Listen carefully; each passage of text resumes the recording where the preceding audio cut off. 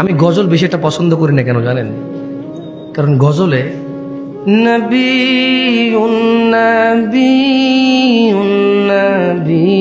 নবী নবী নবী বলতে থাকে, সাল্লাল্লাহু আলাইহি সাল্লাম বলার সুযোগ নেই গায়কের। গায়কের কি বলার সুযোগ নাই? কারণ সুর মিলাতে চাইলে সুর পাল্টে যাবে। কি পাল্টে যাবে? আর সেখানে তো আলেম ওলামারা আছেন, বলুন তো আল্লাহ নবী সাল্লাল্লাহু আলাইহি সাল্লামের নাম আসলে দুরূদ পড়তে হয় কিনা? হয় কিনা? নাকি গজলে মাপ আছে, গানে মাপ আছে, ওয়াজে মাপ আছে, বৈঠকে মাপ আছে, ঝগড়ায় মাপ আছে? না, আল্লাহ নবীর নাম আসলে আলাইহিস সালাম মিনিমাম কি বলতে হবে? আলাইহিস সালাম মিনিমাম কি?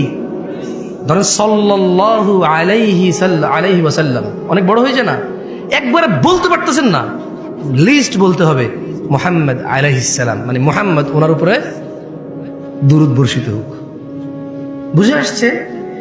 তো এই জন্য আসলে আমার অনেক সময় গজল ভালো লাগে না শুনতে, বিরক্ত লাগে শুনতে। কারণ আল্লাহ রাসূল সাল্লাল্লাহু আলাইহি ওয়াসাল্লামের নাম এতবার বলে বলে বলে, বাকিরাও মাথা নাড়ে, শ্রোতাও বলে না, গায়কও বলে না, কেউ বলে না, সুযোগই নেই। কারণ পরে সুরই মিলবে না। পরে কি মিলবে না?